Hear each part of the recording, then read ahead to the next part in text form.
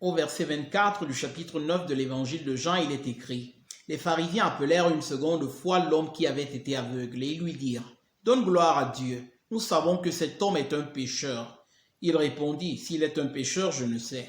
Je sais une chose, c'est que j'étais aveugle et que maintenant je vois. Ils lui dirent: Que t'a-t-il fait? Comment t'a-t-il ouvert les yeux? Il leur répondit: Je vous l'ai déjà dit et vous n'avez pas écouté. Pourquoi voulez-vous l'entendre encore? Voulez-vous aussi devenir ses disciples? Ils l'injurièrent et dirent: C'est toi qui es son disciple. Nous sommes disciples de Moïse. Nous savons que Dieu a parlé à Moïse, mais celui-ci, nous ne savons d'où il est.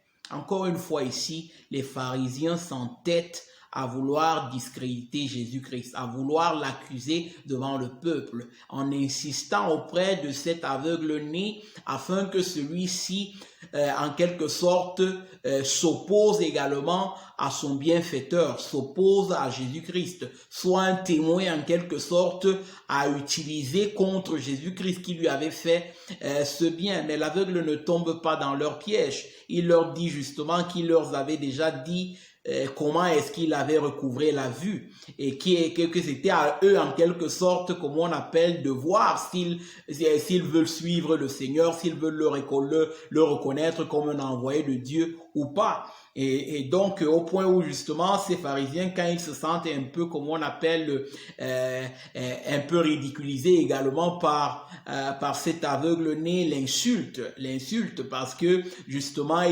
il s'est présenté comme quelqu'un qui reconnaissait que cet homme, que Jésus-Christ procédait de Dieu. Les pharisiens, dans l'orgueil de leur cœur, disent qu'ils savent que Dieu a parlé à Moïse, mais ils ne savent pas d'où est-ce que Jésus-Christ vient. Et notre cher aveugle continue justement à instruire ces pharisiens au verset 30. Et il dit ceci: Cet homme leur répondit: Il est étonnant que vous ne sachiez d'où il est, et cependant il m'a ouvert les yeux. Nous savons que Dieu n'exauce point les pécheurs, mais si quelqu'un l'honore et fait sa volonté, c'est celui-là qui l'exauce. Jamais on n'a entendu dire que quelqu'un ait ouvert les yeux d'un aveugle-né. Et ici encore, cet aveugle-là raisonne avec ses pharisiens en disant: mais comment est-ce que vous faites pour ne pas savoir d'où est-ce que Jésus-Christ, d'où est-ce que cet homme vient? Pourtant, il est en train d'accomplir des choses de Dieu.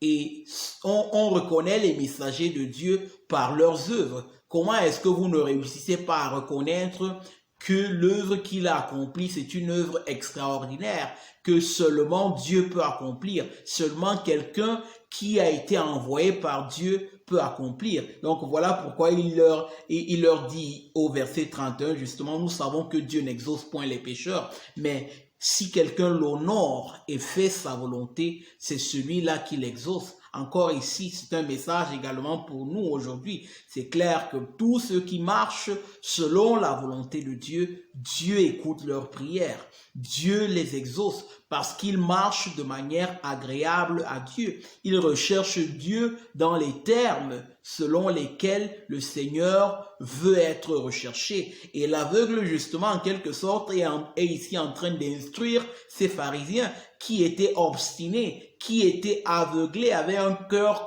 comme on appelle, endurci à cause de la corruption, justement, qui l'habitait, à cause de leur opposition à Jésus-Christ, parce qu'ils ne voulaient pas que celui-ci soit reconnu comme le Messie, comme le Christ, comme le Sauveur.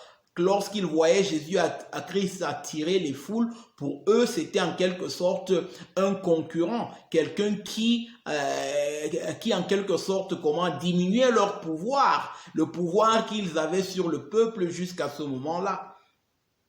Et donc,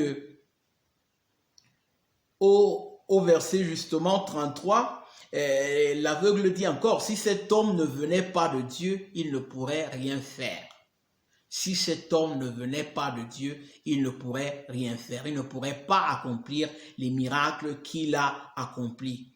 Et alors les pharisiens, devant justement cette leçon, ne purent pas supporter. Ils lui répondirent au verset 34, « Tu es né tout entier dans le péché et tu nous enseignes. » Et ils le chassèrent. Donc les pharisiens mettent en exécution la menace qu'ils avaient faite au peuple, selon laquelle celui qui aurait reconnu que Christ provenait de Dieu devait être exclu de la synagogue.